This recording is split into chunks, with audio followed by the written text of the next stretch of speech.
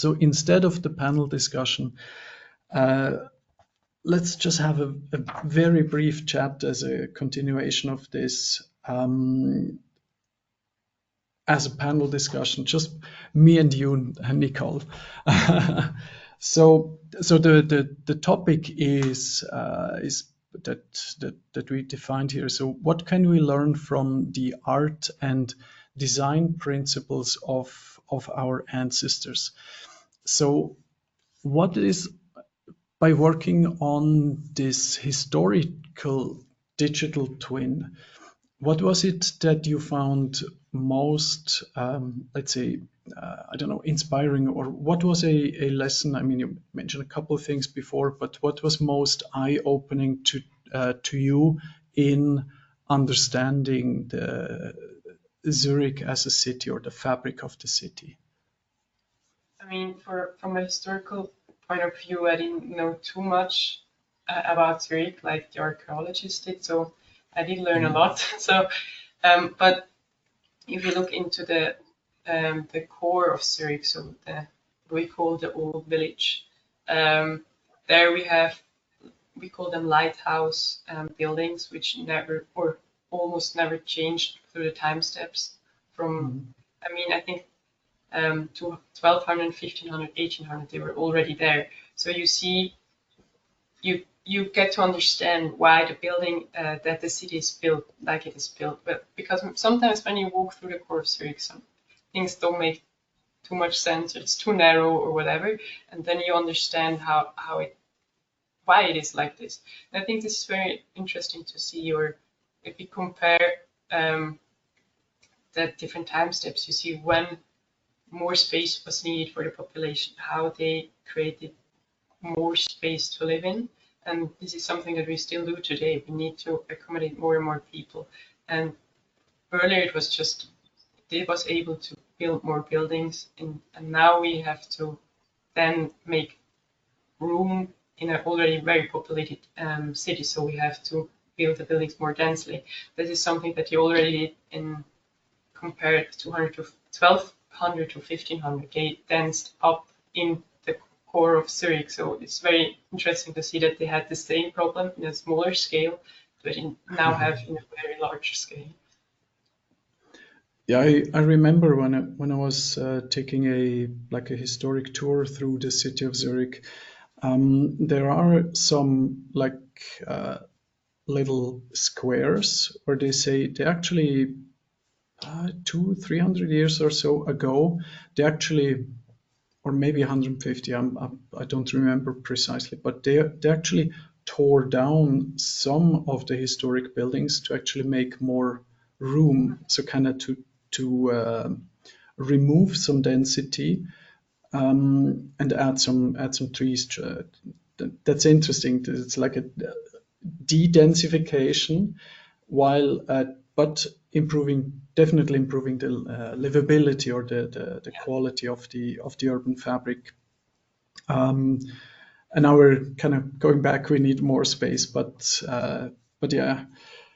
But there's also this thing that I find very interesting, and actually also very important, is that for example, in entire Switzerland, all of the, let's say, natural open green spaces they are protected and cannot be rezoned into something that is like commercial areas or residential areas or things like that. So all the green pastures and so on, the agricultural landscape is protected.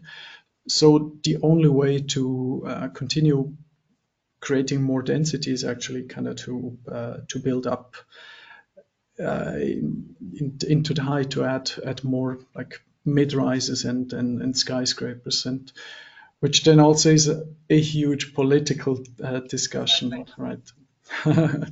So that's also something that I guess you're quite in the middle of it. In that process. So is that something that how's that for you when working in the city administration with these things, in the sense of, I would like to make the city better, but there's this political back and forth, and you're kind of slowed down through that, through the democratic processes. How's Exactly. that for you? Yeah, like you said, we're pretty much slowed down. Sometimes the delays are very long. This is like something that you hear often from the administrations. And sometimes it can be frustrating if you're working towards a goal and then you have to change lines because of political input. But I mean, in the end, we're working for the public. So we do what the public tells us to do, basically. But sometimes it can be frustrating, I know. But what I learned is that within the restrictions that you have, that the political landscape or the laws give you, you always will find some wiggle room, or you can actually do something even if it doesn't look like it at the beginning. You have to be creative to find a solution. But I mean, our team, we are not the ones that need to find the solution. We are the ones who have then to visualize the solution that somebody else found. So we are not at the forefront of this discussion. We are more the executioner in the end. Yeah. But you also briefly addressed this throughout during your presentation, that the visualizations to also address a certain topic or to communicate a design or a proposal of the architecture of the new density in 10, 20 years and so on. How did this change, maybe during the time that you've been or working in this role, or maybe have some insight into how did 3D visualization, or in general, let's say computer graphics, accelerate the the throughput of the capacity of being able to progress faster with city planning compared to how it was done before? Yeah, well, when I did my internship at this administration in 2020, this Zurich 4D application was brand new. So we launched, I think, a year later or so to the public. And this was the first time that we had this 3D model of Zurich available for the public. So I think since then, the use skyrocketed. We see the clicks on the platform. So it's very interesting to see before major public votes that how many clicks there are. So I think we are very aware that some things are very political, and then we can address it like this. So also the number of visualizations that we do for possible buildings that will be constructed in future are getting higher and higher, because more and more offices are working digital now instead of physical models. So we have to get faster. But I think it's still a work in progress, and there can be improvement in the time management that we have to create one of these models. But I think, yeah, it's a very steep curve on how many of these 3D visualizations that we're doing.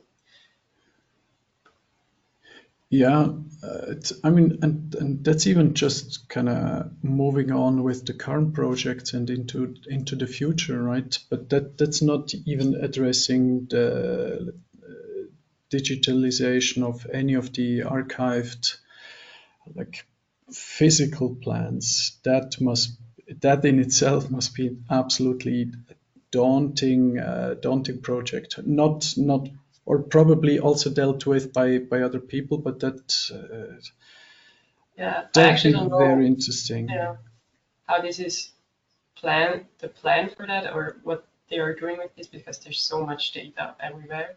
But we are not, as of yet, in our team digitalizing older models physical models. We have enough to do with the 50 new ones. Maybe that's going to be another presentation at some point, right?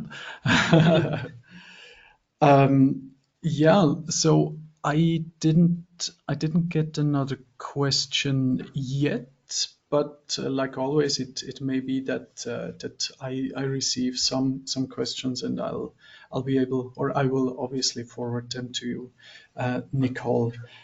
But I would say, because we've had a tiny little bit of delay before, so I would say we kind of conclude the official like presentation part. Now there's a little raffle thing. We're not yet done. Now comes a bit of a cool part.